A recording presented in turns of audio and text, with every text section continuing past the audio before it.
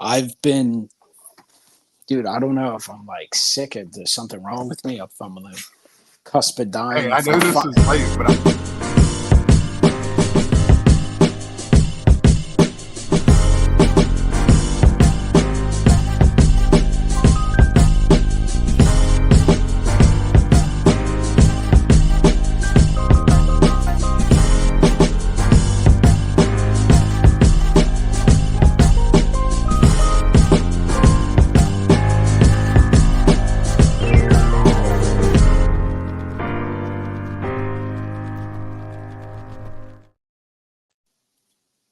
and we are live from the dirty South, Winston-Salem. And yes, Sailor fan, I am sorry that I lied. I was just tired yesterday. I worked yesterday, worked today. Making that national money, Mike.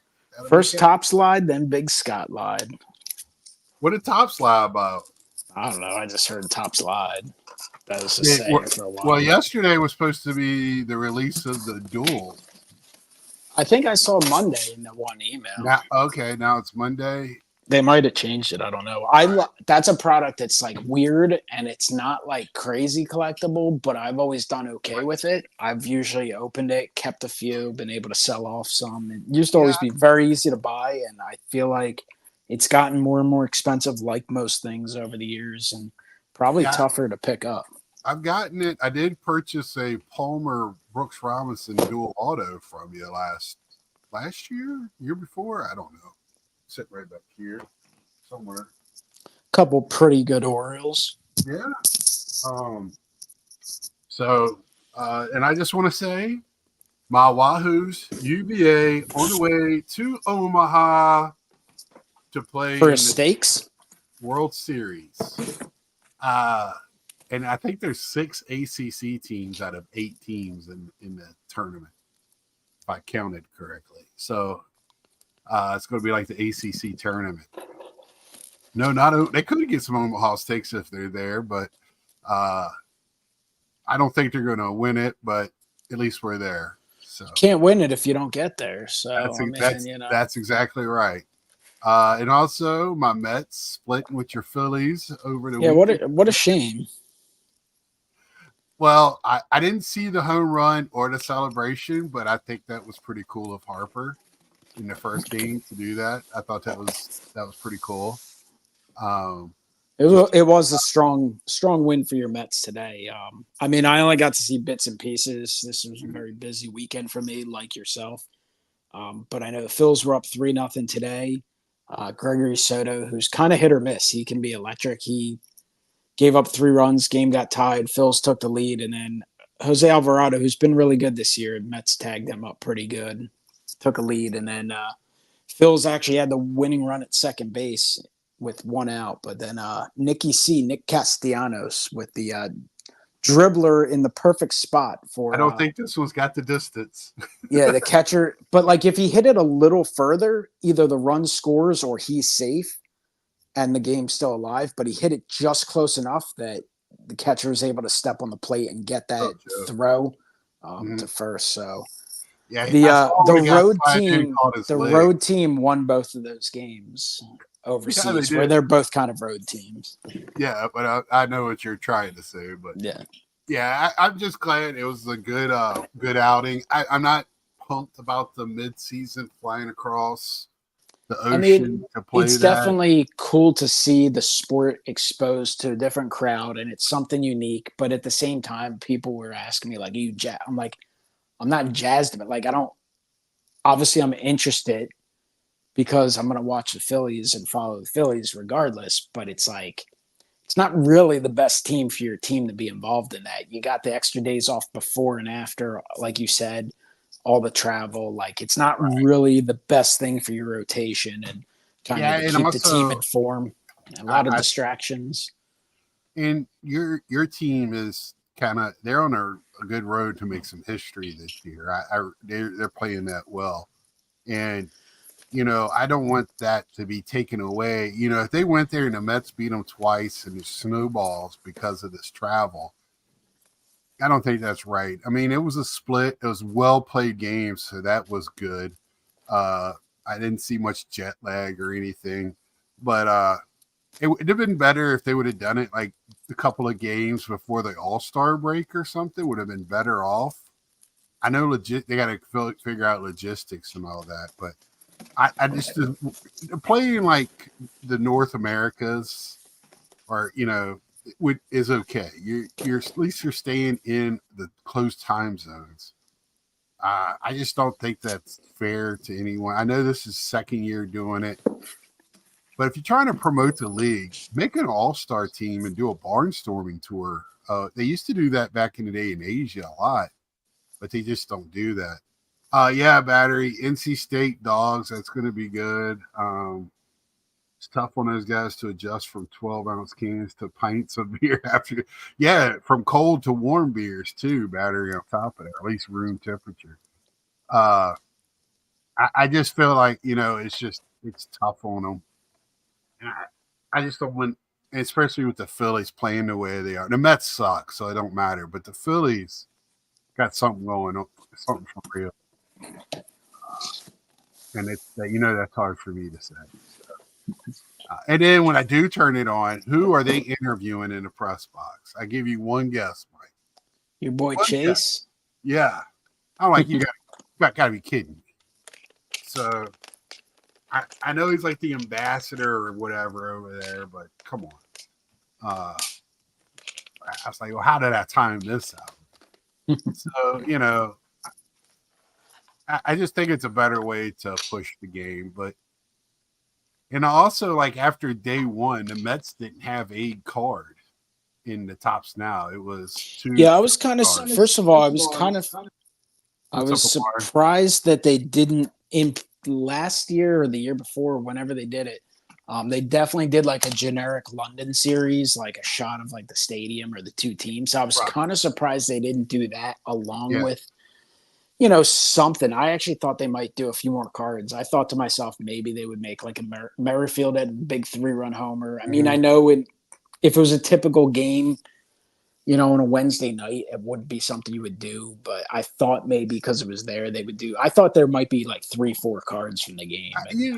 I'm sure like before the game, a couple of players were together talking. You know how they take those pictures?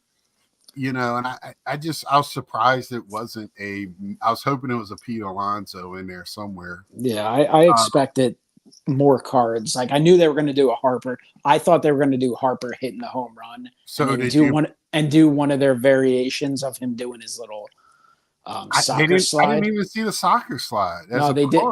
They did a soccer slide card, and then they did one of him holding his bat, like with the Philly Fanatic thing. So they did 2 Harper cards. Tomorrow, we're gonna get a Mets card. I got to think tomorrow because who had the go ahead RBI? Like I would think they'll do something like JD that. Martinez, I think. Yeah. So they'll probably do a JD Martinez card at the very least. I actually think they're probably going to do a first pitch. I think there's a good chance they'll do a card because they did the pregame double play thing with Utley, Harper, and the Always Sunny dude.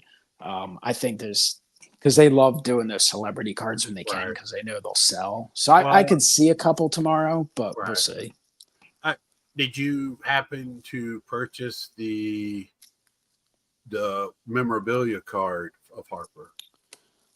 I did go ahead and order one, even though they're a bit overpriced. The autograph, they put an autograph version up and it sold out within like 30 seconds. So what they do with the autographs and the relics, there are select guys who purchase a ridiculous amount of Tops Now stuff.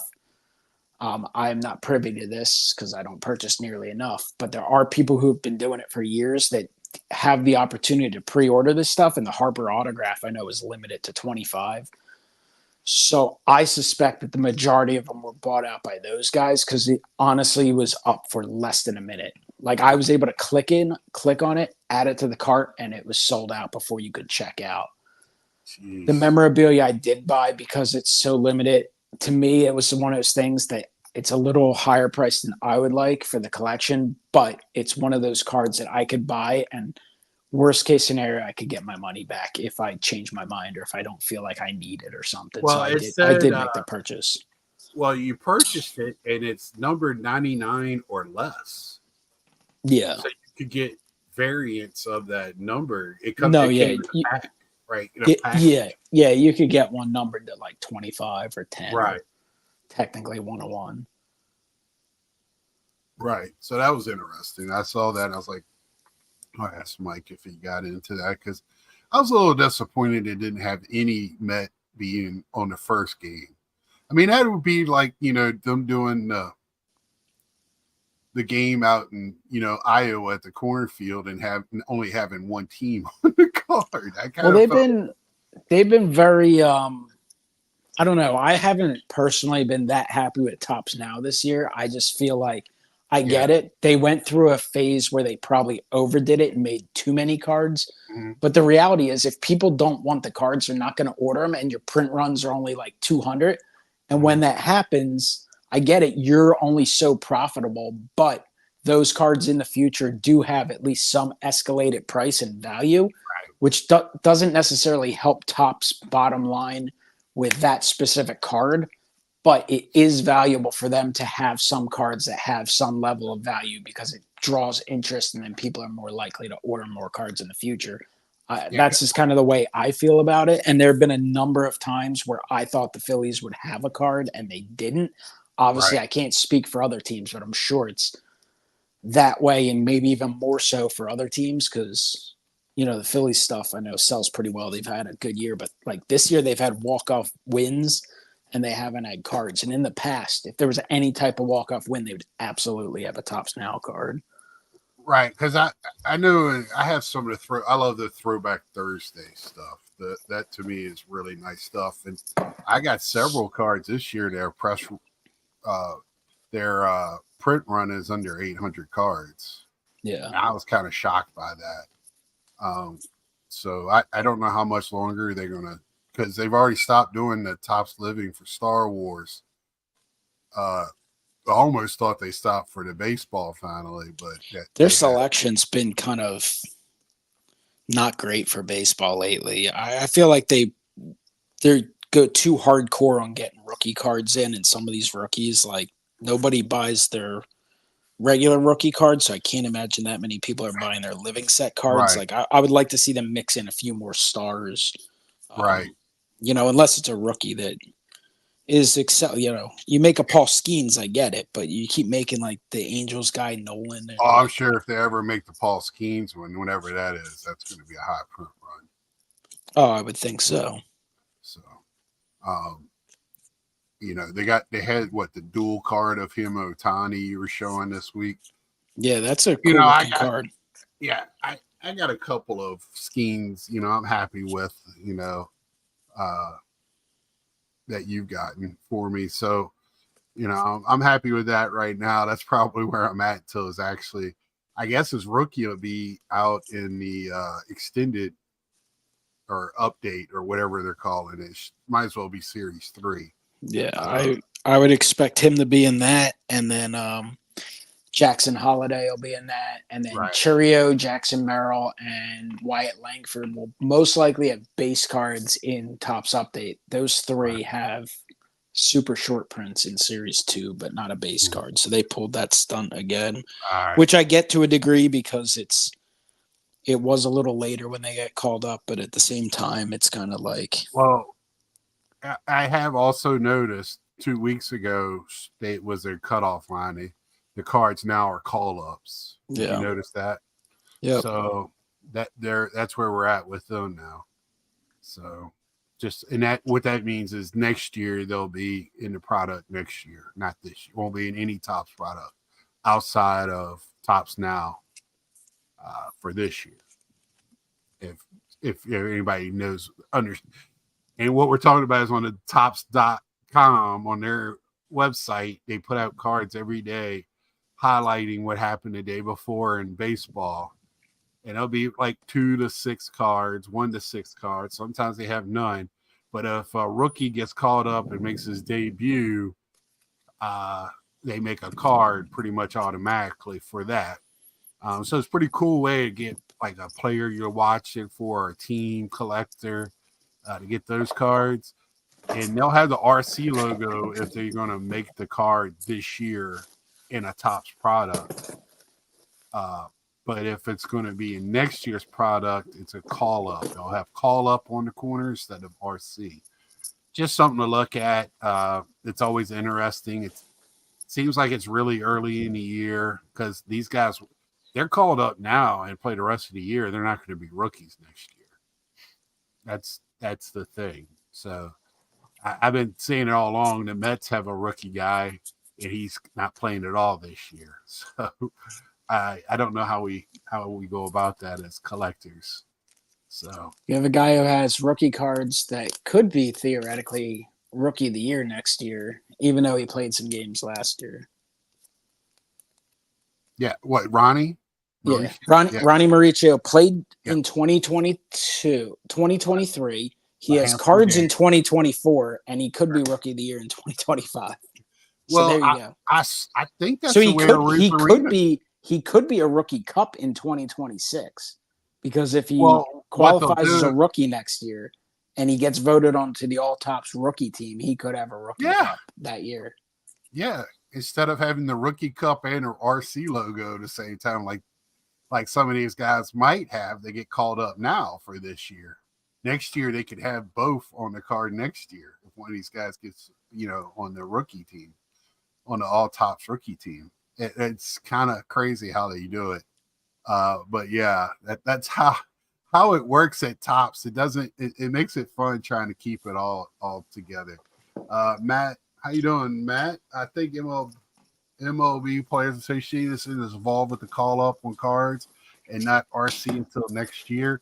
They are to a certain extent, but the Topps does have a hard.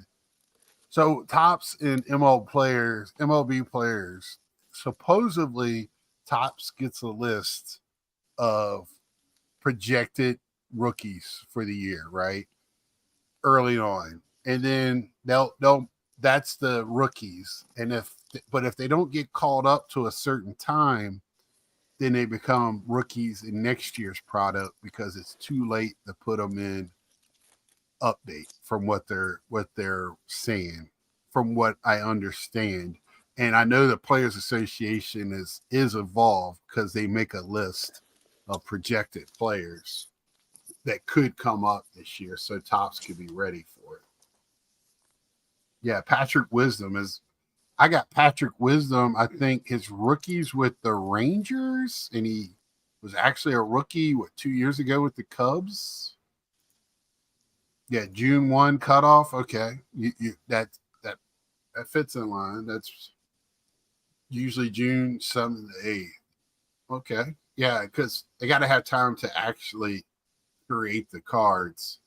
And we all know how it works with these printers and all that. We went through that before with the COVID and all that crap.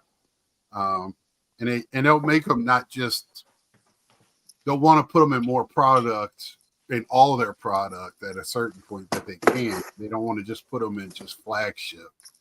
They want to get them in as much like the finest and chrome if they can and all that stuff. Right, and high number, heritage high number, and anything else that they can. So that it's a business, and it makes sense logistically that it just doesn't work, and they have to have a hard cutoff. It's Tier 1 has a holiday auto. Okay. I mean, it's definitely there are a lot of rookies that don't have base cards in Series 2, but they are in some of the autographs and stuff. Right. Right.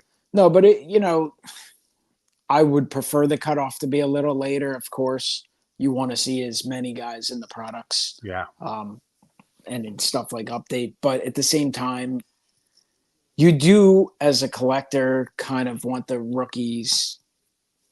They're going to fall where they are, and there's going to be some years where they're better classes than others, but you would like to have them spread out to a degree. You don't want, everything in Series 1 and nothing in Update or Series 2, Series 2. And same thing with the year. I look back on certain years, and it's just like, damn, there's like nobody in some of these years, like at all. And, you can only help that so much. Right.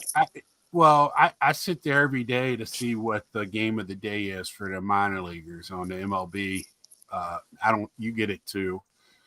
Do you ever look at that to see who they're highlighting that day, what game they're going to show? Every now and then, There's a but lot of talent in the minors right now. baseball's as loaded with talent as it ever has been.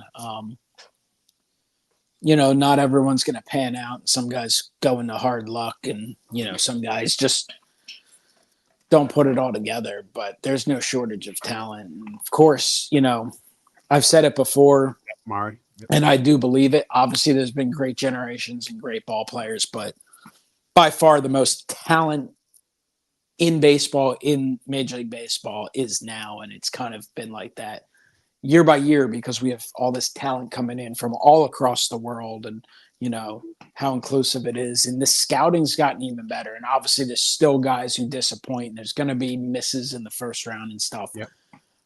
But you at least, I feel like growing up in the 80s and 90s, and you can look at like the old drafts too, at least when you miss, the guy is usually a major leaguer. Hey, he might end up being a guy who only lasts for a few years or may ultimately be a fourth outfielder or something. But it's not. Back in the day, you had so many guys drafted or like they just couldn't even make the major leagues. Like Right. they're definitely a little better with the scouting now, and You some never of the really. talent we see. I just know paying attention to the draft for me started probably about 10 years ago when they started, drafting more college players that can make that you get to the majors a lot quicker. They're Yeah. older. Because now it seems like a lot more guys are going to the college route instead of maybe playing A ball or rookie ball. And also, I think there's just more defined, better coaching and such. And I don't necessarily mean like even like high school and college, but obviously there's all these baseball academies and there's all these former players that have their baseball schools, and you have the scouting and just kind of the knowledge, like just over time and video and techniques and stuff. And obviously, again, you have nutrition and people just evolving and getting stronger and better. And obviously, we see a lot of guys with names of former players, and they have that, kind That's of what I was going to benefit there too. Forgive my ignorance, but is Langford the son of the other Langford that played? No. No. Nope. Okay. I'm trying to picture. But there is some prospects. George Lombard Jr. is probably like one of the top 5 prospects in Bowman. His dad was not like a big time player. I think he played for the Braves for a short period of time. He's a prospect for the Yankees that's highly sought after. So you just constantly see these guys coming in. And then you have guys like Jackson Holliday, who obviously struggled mightily in his short time in the majors. He'll be back for sure. But it's like you have people like forget about Matt Holliday, like how good that guy was. Yeah, he was a beast. So how many number 1 overall? Well, for the longest time, they didn't have a draft. It was more free agent signings. It was a wild, wild west. I can't remember when the draft actually started. But I could probably look that up, but I don't feel like it at the moment. Somebody will look it up for me. Yeah, a lot of time, like way back in the day, it was obviously there was scouting and stuff, but at one period of time, it was kind of like, you kind of know someone. Hey, you're from around Philadelphia, you got a couple Philadelphia teams, the scouts hear about you, and you end up getting signed. Well, I dare to say, because baseball now it's good. I mean, it's a different game than it was in the first golden. Well, I might give it away. The golden era, right? Babe, Mantle, Lou Gehrig, and then, going up through that range. The game's a little different now, but the talent that's coming up, I'm like, are we in another like golden era of baseball? To me, it's better than 70s, 80s, and 90s baseball. It was great players at that time. I don't want to overstate that fact. It just seems like there's good players everywhere. Look like Harold Baines, Griffey, Mayer, and Chipper are the first round trip. Okay. Joe Mauer, yep. That's you could probably say that. What's up, Paul C? In every league, how many number ones? I mean, I don't know how many. In baseball, it's just we talked about it before. The 4A player, they're great in AAA monsters, but they can't make it into majors. Thank you, Hodges. 1965, first MLB. Almost said 60, but 65. So that tells you right there, But so football has 15. My thought of like cards though, when it comes to this, everybody is so into the rookie card, man. Like, I love the rookie card. Don't get me wrong; it has the historical pace of it, but some players don't come in their own for 4 or 5 years after down the road, and they, I mean, look at Batista back in the day, Joey Bats up in Toronto, or some players later in their career, Sammy Sosa, or nobody knew about them until later in their career. I mean, if I'm not mistaken, I think Batista's rookie card is like with the Pirates, if I'm not mistaken. I think so. It's like some random weird Bowman card. Yeah, and I'm not trying to say he's in the Hall of Fame or Nelson Cruz, another one. I'm just saying, somebody that you really, when they were first coming up, not huge, but became for 5-6 years, they were the cream of the crop. Better question, how many 20th rounders are Hall of Famers? That's good. What, Mike Piazza? He was like 50th round, I think. He was something crazy. Yeah. So, yeah, I just think, that's why I look at that. I like to hang on to cards or players. David Ortiz, he was such a late bloomer. Mari, he started with a different name. By the way, it's not a rookie card. I never had his rookie, but he had cards in 1997 Donner Signature Series. I used to have like 4 of them, and when he kind of was becoming a little bit popular at some point with the Twins, I remember selling them all for like $15 a piece. They're like $400 or $500 cards now.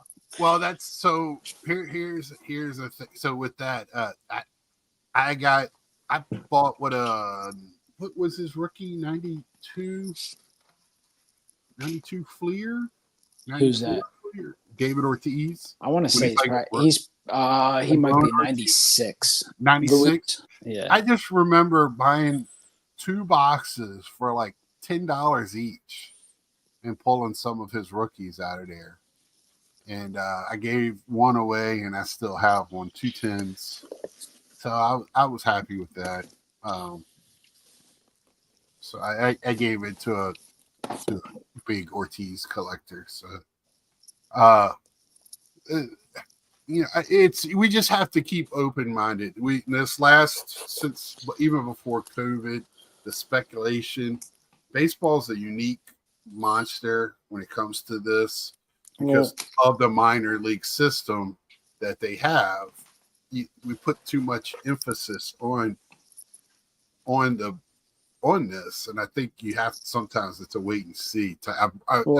And listen, a lot of times early on if a guy's a bust or not, but you don't always know. One of the great examples of recent years of guys that no one at one point would have thought you would have been laughed at if you said this guy's going to be a Hall of Famer was the year Edgar Martinez and Roy Halladay went into the Hall of Fame because they had periods of their career.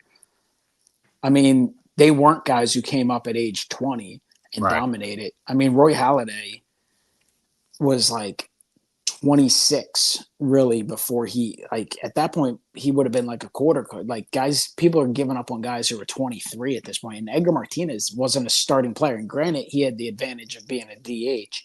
Right. But he wasn't a starting player until he was 30 years old. Right. So anything can happen with the rookie cards. It's not always the 19 and 20-year-olds. They definitely have a distinctive advantage of getting some extended playing time and experience. But and we tend right now, it seems in a hobby, we tend to give up. We're ready to label them the next, Greg Jeffries or whatever. Even though we both know that Greg Jeffries actually had a great all-star career, not a Hall of Fame career, but he was an all-star a couple of times. And you got to be doing something right to do that.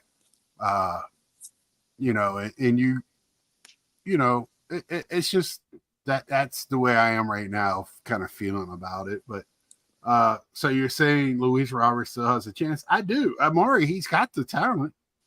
We know last year when he was healthy, he actually put up some good numbers, and then he got hurt again. My dad says it all the time. Your best ability is availability. If you're not available, it don't matter how good you are. So, and that's kind of what we're getting with Mike Trout and some of these other guys now. That seems to the injury bug just bites and bites and bites, and they got to figure it out. This year's been really bad with injuries, and now we're down to 11 teams with winning records. Just to throw that out there. Rough year for excellence. Yes. Well, but the teams that are good are very good. Well, you know what? I think it's the salary cap. All these teams now that used to just spend willy-nilly, they might be able to do it for 1 year, but now when you go to second year and that penalty increases and the third year increases even more, I don't think teams want to pay that. Even the Yankees want to make their money. They don't. One of the problems too is overpaid bums. It's great. I want to see guys get their money. You put the work in. Great call, but like the problem is you have way too many guys that just get overpaid and they just don't perform well. And that's going to hurt. That's going to come back. It's going to cause a problem at some point when the contract runs out again. Because here's an example. The two pitchers, right, that were free agents this year. And you had some, and I heard it in Philadelphia, a lot of people calling, the Phillies should sign. It's like, I get it. It's very weird. It sounds weird, but like Blake Snell is by far the worst or the least trustworthy 2-time Cy Young Award winner I've ever seen. I would never in a million years give that guy a 7-year contract. Last year, give him credit. He won the Cy Young, but it wasn't like a strong, dominating Cy Young season. He's just way too inconsistent, and you can't bank on him for 7 innings, like a strong set. You can bank on him for 5 good innings. And Jordan Montgomery, I'm sorry, I know he was a big part of the Rangers winning the World Series, and I heard so many people, but I was like, this guy is a guy who's not as good as people are saying he is. Right. Like, he had a small level of success with the Yankees, then had injuries, then he ended up and he, put it together for Texas at a big time, but he's not a guy I would ever give a 7-year deal to. And that's what these guys were holding out for. And like, then they're blaming the teams for not signing them. And it's like, well, you guys aren't performing well. You didn't get your spring training in. Like, and they've both sucked for the most part. Like, they haven't been good. And that type of stuff cripples some teams. There's some teams like the Yankees, Mets, Phillies that, can maybe absorb a bad contract 2 or even 3. But a team like Arizona, like these teams, and if you're giving up draft picks and losing all this money, and I heard someone say straight out, I can't remember who it was, they said, I would release Jordan Montgomery because he's 1 start away from triggering an option for a second year. And I was like, I couldn't blame them if they did that because you're eating the money for this year already. Do you want to be on the hook for another $20 million next year? Like, he could turn it around and have an excellent year, but do you want to take that chance that let him do it with somebody else? Let him do it with somebody else, man. That's the way I would be. I mean, my man Pete is this is his walk year. I'm all for trading him. I'm all for it because I'm a Mets fan. I love Pete Alonso, but I don't want to keep him if he's not going to resign or we suck this year, and keeping him doesn't do any better for us. And there's still time for him to get things together, but I wouldn't say he's had as good of a year as I would hope in a walk year. Like, that's usually when a lot of guys excel. Not everyone, but a lot of guys have those huge years on the walk years.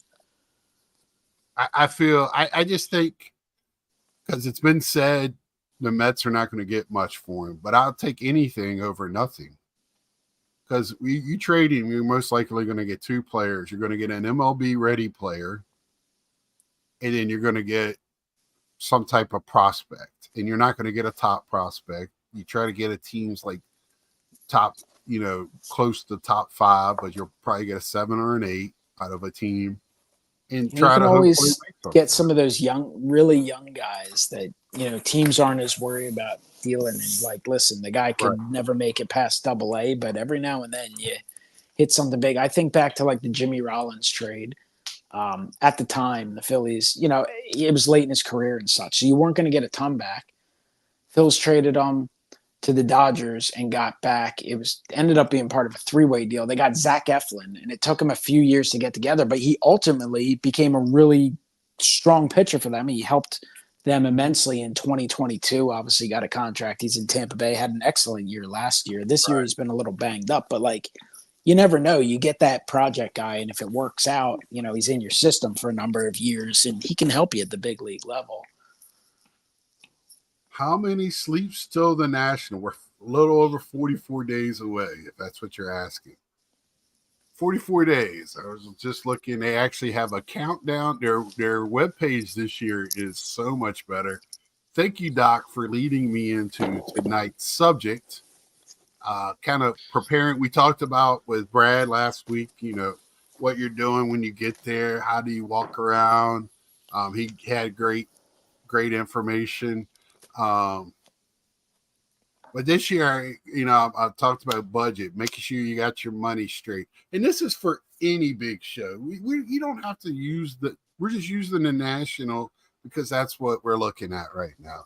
But this could be for Strongville, Dallas, anywhere that you're going and you go, okay, this is going to be a bigger show. This is when I'm going to look for some bigger cards.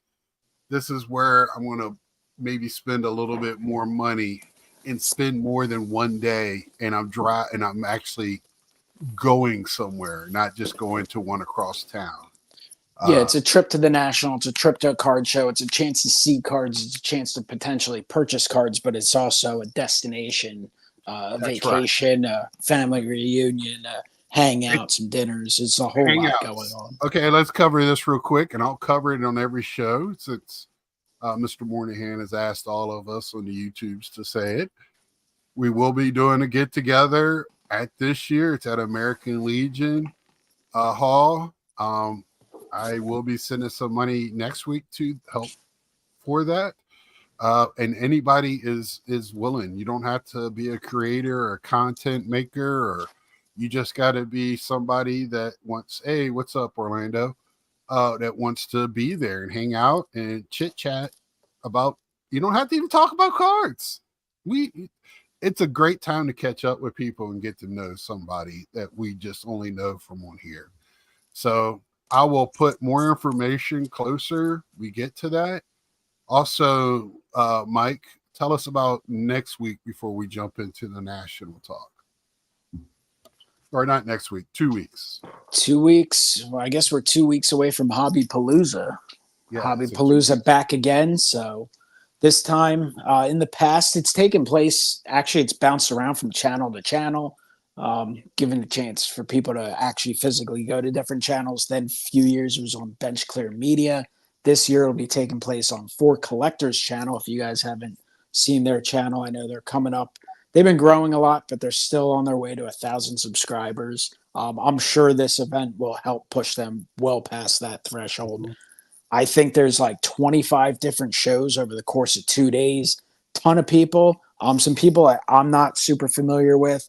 A lot of returning people. If you guys have watched Hobby Palooza in the past, I know a lot of people who have a lot of subscribers that are really popular do shows every week and such. So if you go to 4 Collectors channel, I know they put up a preview video where they go through and kind of show you hour by hour. I'll be on a couple times. I'm on Sunday afternoon. I'll be on with John Keating, That 70s, his show, along with Ray from Philly and Wesker Griff, talking about some Philadelphia stuff. And then the Phillies boys. And then I'll be hosting that night a show. I guess it's at 7 p.m. Eastern, if I remember right. I don't even remember offhand.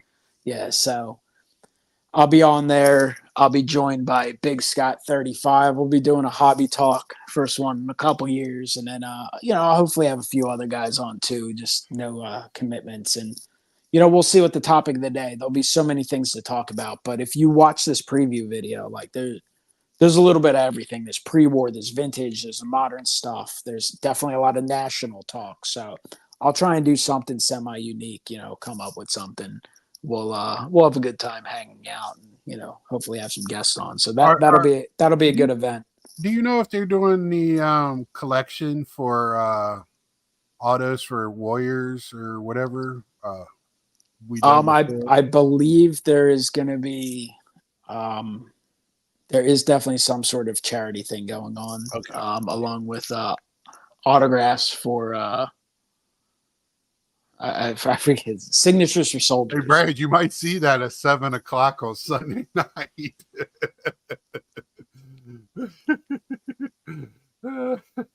Might be a rant video. Who knows? Let's have fun with it. You never know. Probably not, but I don't know what to rant about now. But let's talk about preparing, okay? So I looked today at the national website. They still have VIP packages, Mike. Last year they were sold out by this time. I am shocked. I think there's a combination of things. I'm sure one, there may be more available, maybe with the venue and such. Second, with the world being so expensive, maybe some people are holding back. Maybe they're just cutting back and doing general mission. Maybe they're just waiting. Cleveland, probably a little less of a destination as opposed to Chicago. So we'll see. I mean, I don't know how many are available or not. And they may also have more available because there might be more parking available at this one too. Like there's a whole bunch of factors that could be at play. I do want to say as well that I want to agree with Sports Card Dad for just one moment, Dustin. He said I should have a free ticket and Mike should have a free ticket. I agree 100%. It's not going to happen, but I agree. Secondly, I do agree that we have so many bigger shows now across the country that might be taking a little bit, where people might only go to one show or two of these bigger shows a year. When you only had the national for so long, I mean, they had two other shows in Chicago that's kind of bigger that people don't know about. But now you got Dallas, the Philly show has grown, Strongville grown, Burbank now with two shows. I guess Dustin said it was like Fanatics is having a show right behind the National, not too far. I think it's 2 or 3 weeks after. It's in New York City. I actually got an email about that. I was looking at it. It'll probably be pretty interesting because Fanatics, Tops, they might hold some stuff back that they won't show off at the National. I think it kind of teased like not product drops, but like product information. Like they'll probably announce some products and stuff. And then they have celebrities like like big celebrities like Brady, Jeter, some of these guys that are already doing stuff with Fanatics, making appearances. Not that they're going to be easy to see or anything like that, but like I have seen a few people say like, hey, I'm going to check that out and probably, skip the National this year. Some people have tight schedules. So, and with it being in New York, it's something like as you know, Scott, like I get myself very busy and have a lot going on, but being New York, I could theoretically do a day trip to something like that without any kind of major, that's something that you could do at a drop of a hat and just be like, you know what, I'm going to go do a day trip there. It'd be interesting to check out. Right. I mean, it's got my curiosity up. I really, when I heard that, I was like, because I haven't heard anything about it. And it might be more of an event, more of a fan frenzy thing. Like I'm sure there'll be a show and stuff you can buy. It's probably not going to be. Well, it certainly won't be as high of a quality for like the vintage pre-war type of stuff. It might be a little better for the modern day chasers into that stuff. I wouldn't be. I want to see, but I think the one in Orlando, what he was saying was going to be like 900 tables. I feel like if that happens, I don't know if it takes away from the national per se as the Not mystique, immediately, but it could slowly chip away. but the shine, and this is their own. I feel like it's their own doing, especially when you're doing 3 years in a row with Chicago. The fun thing about the national was to go to different cities and different sites. It that was brought a little bit of newness to it, even rotating it between three sites. But when you're going to do the next 3 years in Chicago, then it's just a Chicago show. Yeah, I'm not. It's I no said that from longer the the beginning. national. I would rather. I selfishly, there was part of me that wanted it to be back in Atlantic City, only because I know it's close for me. I could go back and forth if I had to. I would definitely stay closer to it, but it also would allow me to go back and forth, take a day trip with my dad, things like that. Like there were a lot of benefits for me for it being Atlantic City, but I also get it. Atlantic City, to put it politely, is an absolute shithole. But the center's nice, so we can say some kind things as well. Yeah, they have a But great shopping area right across the street. I mean, you have Atlanta definitely would have been what's up, interesting because Ray? it'd be fun to see a new place. Like to me, Mhm. Chicago is my third choice. I like the Chicago show. I like it being there every other year. There's obviously a lot of cool places to go. There's some fun places to eat. There's a lot of stuff right around it. But I always hear people say it's the most convenient show. I'm like, yeah, I mean, if you live in Chicago, it's definitely central. But like, if I have to get on a plane or drive more It than doesn't matter. 10 hours, like, it's still not like super convenient for me. It's Right. great for people who live within an hour or two. I just like, to me, it apps the national loses some luster if it just becomes the same show year in and year out. It's still cool, but it's not the same. It loses a little mystique. So I just, listen, once it goes 3 years in a row, like, I don't know. Will it be there Right. 4 years in a row? If it goes 4 years in a row, like, it's almost, It's the Chicago show. yeah, Uh, it's starting to lose it. Ray, So on Sunday it worked awesome. But they didn't have, but like the crowd was probably a third of the size on Sunday last year. It was actually rather chilly in there on Sunday. You could actually talk to each other, move around, take your time at any table. I know it kind of the vendors didn't really care either because they made their nut on Wednesday and Thursday. So I mean, I was getting deals after deals on Sunday, um, and happy for it. But preparing for it, and this is where I'm going to tie in. So every show is going to be we're talking about is cards, destination, trip, money for the your food and all that. You've already figured all that out. I'm looking at tickets. You can get general admission each day ahead of time, $25, $30 on the site. For a show this big, that's not really bad when a lot of the smaller shows are charging like $10 now. But to do that, they need on Sunday, they need to keep those vendors there. The 5 day early pass is 149, which I think was 129 last year. That's what I got last year because that's all I needed. It gets you. I like that 30 minutes before you don't. It's only 30 minutes, but it feels like an eternity in there. It just you go in, you kind of scouted it out. You know what table if you want to have a one-on-one discussion with the person behind the table, just makes it a lot easier. Basic VIP is 199. That comes with the car pass. A 1 hour rant on the shores of Lake Superior, chef's kiss, perfection. Yeah, that would be good. And 329 for all access VIP, which that's only good if you want uh, autographs. I That's used to love getting only, some autographs at the National, especially specific players. But now the last few years, I haven't even considered because I just don't have time for all the lines and stuff. Especially the low value. Listen, if you're getting to see like your absolute favorite, like I get it, you want to go get an autograph, you want to meet them for 5 minutes, get a photo with them, like then I get it. I used to like to get some of like just the guys who played for the Phillies that you didn't see often. It just becomes such a hassle now with how big the show's gotten. and to from what I'm hearing, I haven't looked at prices, but I heard they're really expensive this year. But I kind of like like you said, the ones you don't see all the time. I kind of got the bigger names that I already want. You know, to me, I would never pay $600 for like an A-Rod, like he was there that one year, or Pujols when he was at the last time we were at Cleveland. Pujols was there, and I think it was like $600 because the Cardinals were in town, or no, not Angels were in town to play the Indians at the time, which we call the Guardians. But see, like Carlton Fisk is there. Love to get that one. It's cool, but like you could buy a Carlton Like Fisk Piazza. autograph for like $50.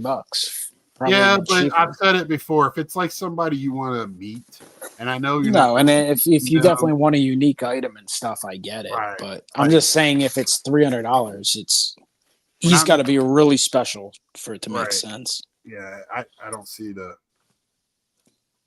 Let's see.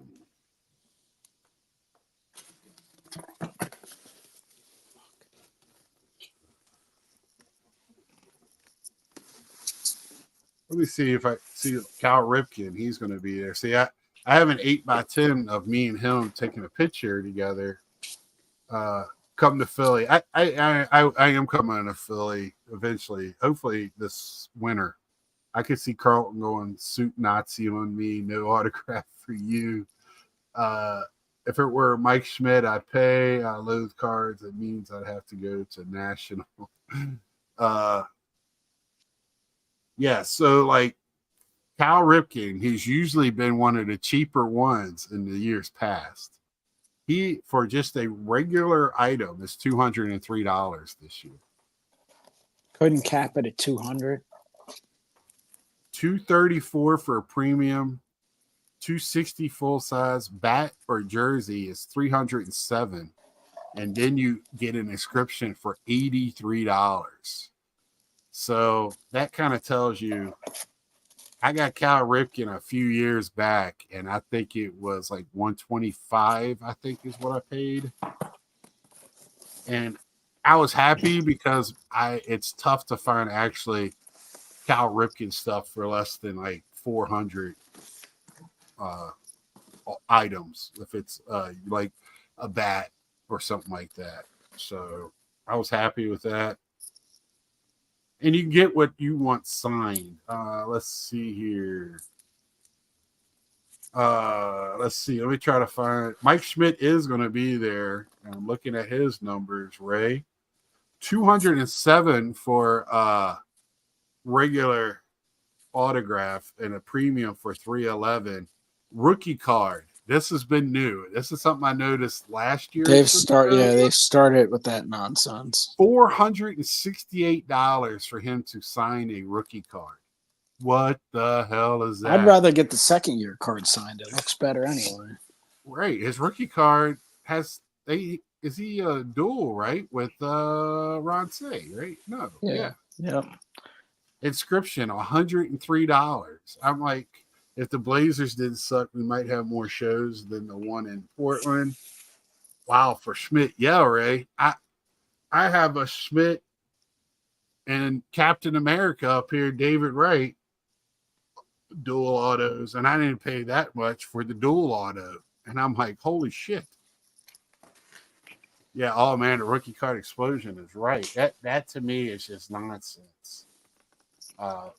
Just so much nonsense. I would hate to see. So Mike Vick's going to be there. I'll probably take my helmet. Last year he was like $75. I have a Virginia Tech helmet. I want to get him to sign. Yep. So I'll go through that for a later date. But you want to look through that if there's any autographs, any shows. Last year it wasn't like any much special stuff. They do a lot of kids stuff on Saturday and Sunday, some on Friday afternoon. I'm pretty sure the trade night is going to be Thursday night. It always has been in the past. The get together for Mike, baseball collector, is Thursday night. Haven't heard anything from the other get together, which is Filmington and usually Filmington, and Mike was with you last year. I I think there's some stuff going on where there'll be something on Friday. Okay, that's cool. You could be in a backyard of a cool house. Could be, but I have a feeling it's going to be on a rooftop in downtown Cleveland. So we'll Oh, see. is it? Okay. Downtown Cleveland's really not that far away. No. Yeah. That's some of the preliminary chatter I've maybe been privy to. Oh, well, you should be. You're part of it. Last year I was. The year before was Jackify. It might be right. a couple people this year. Oh, okay. Get Ed involved. I don't know about him. I think he's got a kick Cap out of the hall meeting that night. I'm not sure. Right. That's the type of things I'm talking about. Being prepared.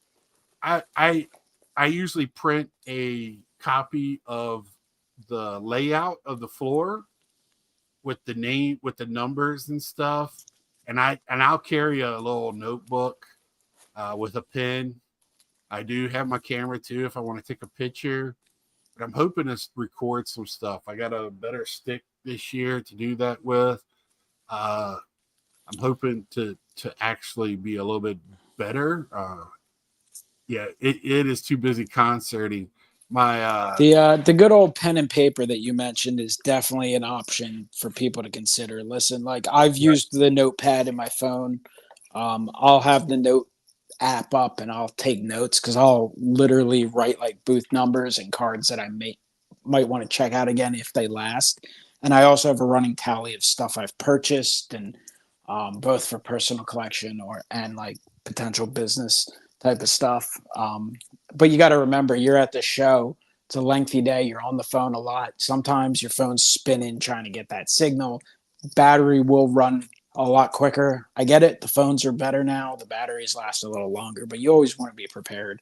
And the pen and paper is definitely a way to go. It's something you, at the very least, want in the backpack. And this is what I'm talking about. Like this right here is a map of the floor this year.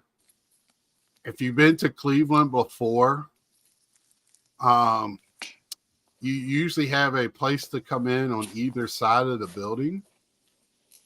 But this year it looks like we're just going to come straight into the building. It used to have you walk in, like over here, you would walk in, and then they had one on the other side where you walked in. This was VIP in years past. I think they're just going to have one place to walk in this year. And they used to have curtains and like a foyer and place where they sold stuff. That don't look like to be the case this year. They used to have a bunch of tables up here. That's all gone. Looks like that's where it says food trucks over here. I don't know if that, that looks like indoors. If there's were outdoor food trucks, that'd be awesome. Yeah, I hope it is. So, just be thinking it. And what we said before, they've had food inside there in years past, but, things have changed. We have a new owner owning this building now. They took out some stuff.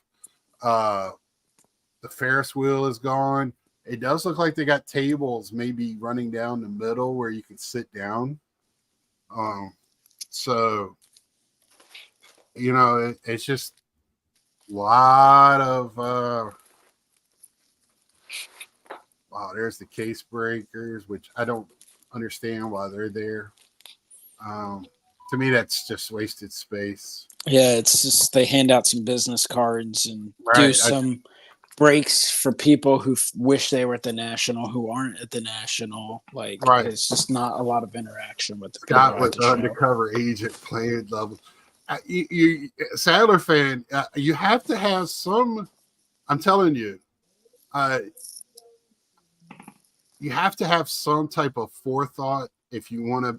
You got to be strategic in some level if you're trying to find how to best spend your dollar there. if I wish I had enough money where I just didn't care. I just walked up to the first table, just started buying stuff that I wanted, try to wheel and deal.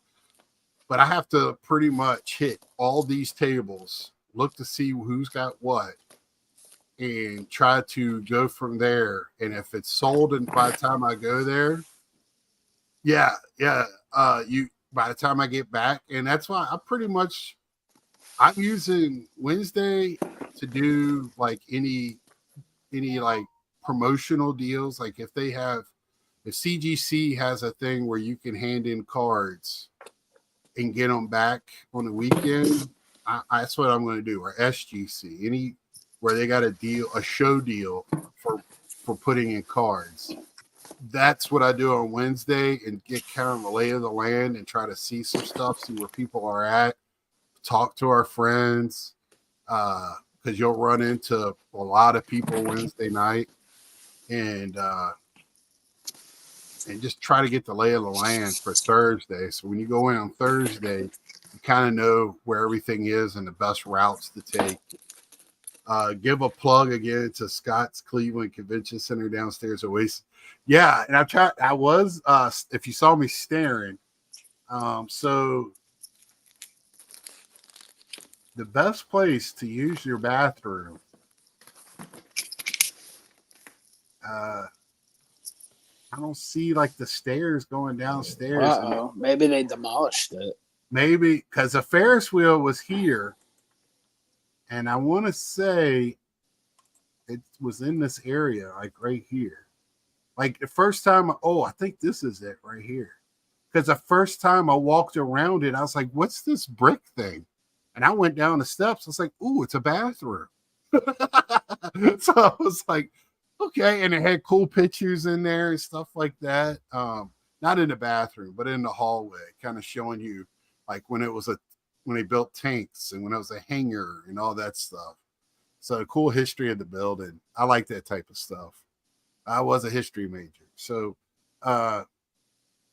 this is halls A through E of what they're using. And I like this layout. I do. It's so much better than Cleveland. Do not like the way Cleveland is laid out. It's very broken up. It's not when they open up all the doors like they did last year to the 3 different rooms. It's just not a flow. It's not a good flow. It's not any feng shui, if I may. I really like a better flow to everything. If I say the word flow one more time, please smack me. I just like to be prepared for those things when I'm going into the show itself. Later on, hopefully I'll have another person from the area talking about food, places to go out around the area. Hopefully I'll have Ed on that night because he's going to want to know where the best chicken sandwich is and, those type of things. But I'm talking about being prepared for the actual show itself. We all know you need to have comfy shoes. You got to have snacks, drinks, water, Gatorade, whatever. That's what's in my backpack. Cash is king. And whatever, and don't go outside your means. Please have the cash. Don't go to the ATM to get more, because if you need it more, you should have more, unless that's what you're planning on doing while you're there. It's I want to have this, and then go to the ATM. And if you go to the ATM in there, you're going to probably pay a hefty fee to get your cash out. So just to let you know that. And last year at Cleveland, they did have a comfy shoes. Yeah, that's a new one.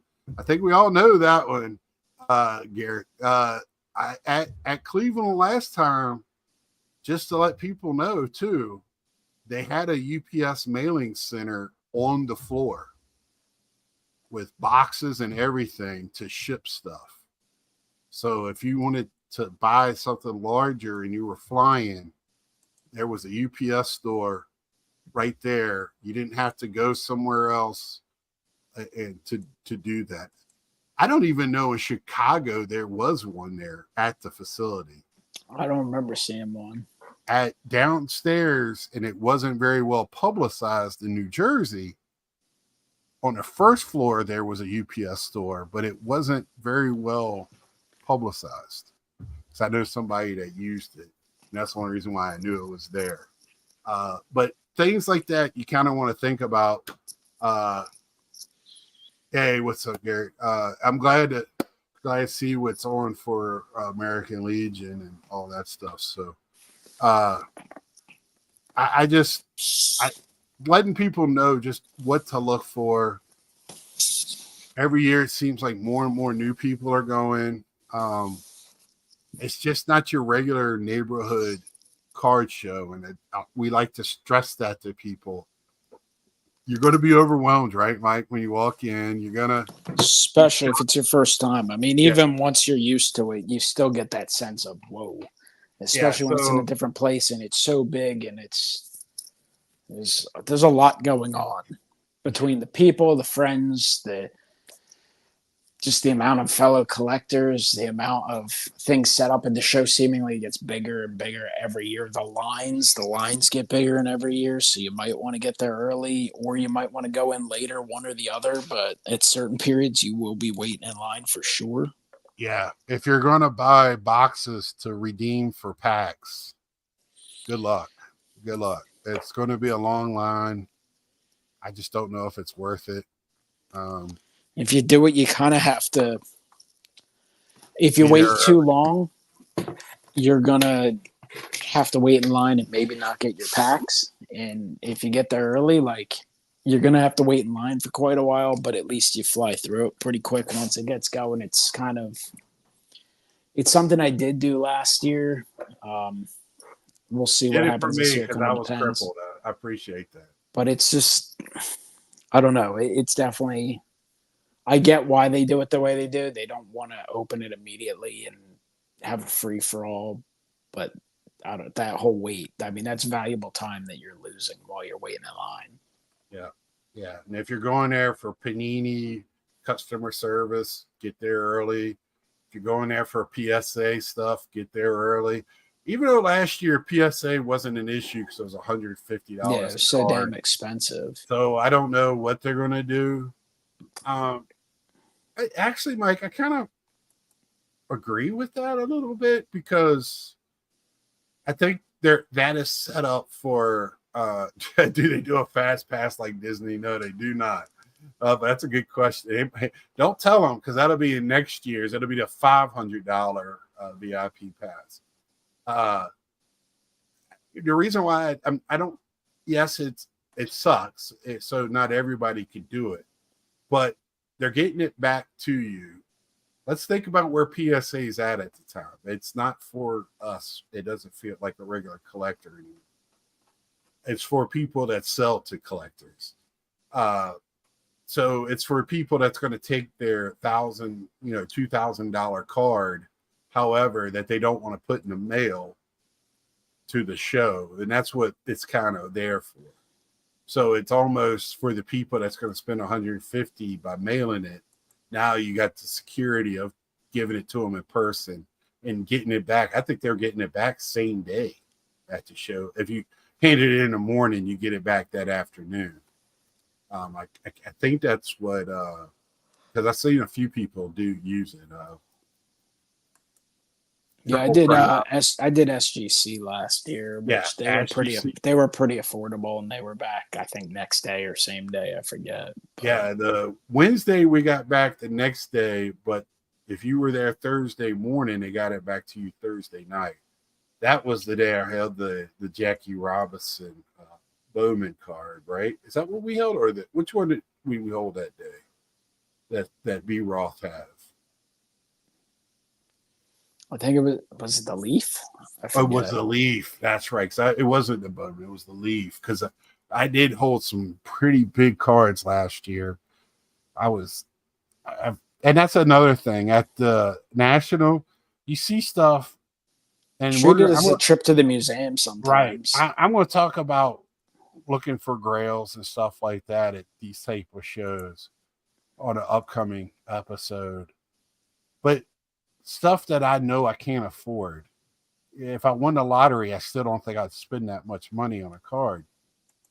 It's in my hand and I get to see it. It's pretty surreal. I mean, we held a 52 Bowman, what, 3 years ago. We uh Mano, right? What did I say? 52 50, Mano. 52 tops, man. Then we held, like last year, I held the Leaf, Robinson. I bought some cards a couple of years ago that I never thought would be in my collection. And when I do the Grail, we'll talk Grail one night, and I'll show some of that stuff.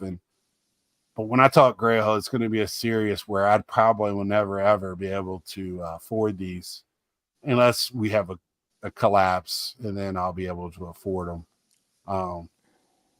But now they gone, like these vintage cards.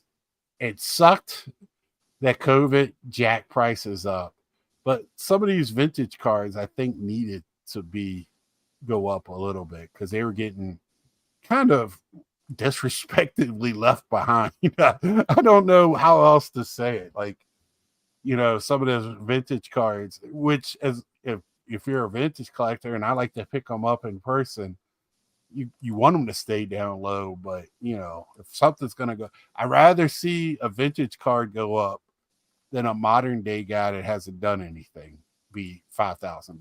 It just, I guess that's a better way to put it. Didn't make much sense to me. So, you have a Hall of Famer rookie card at $2 and his son is at $1,000. Doesn't make sense. So you got anything to add, Mike, before you take off tonight?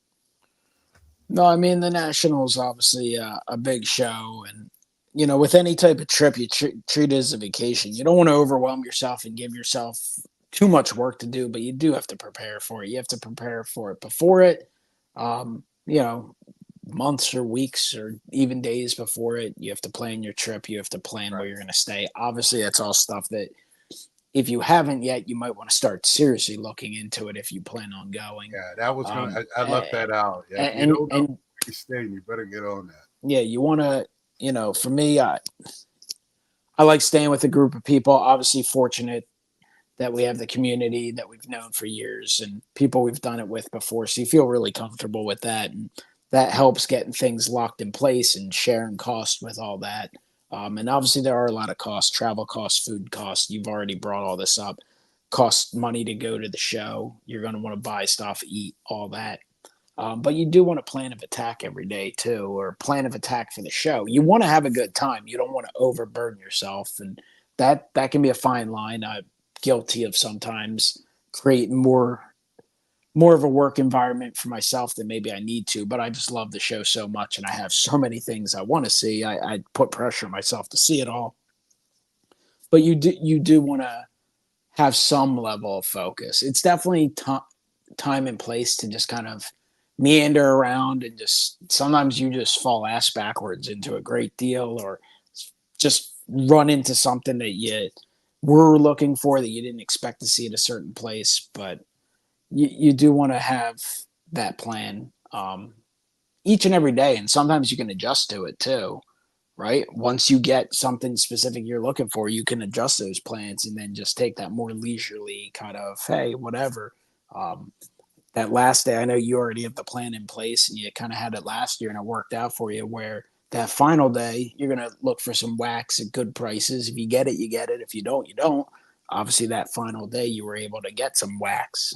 Some of the guys will mark down stuff somewhat substantially. So, I mean, that's the fear something. of FOMO, when you have That's my what you can plan, do.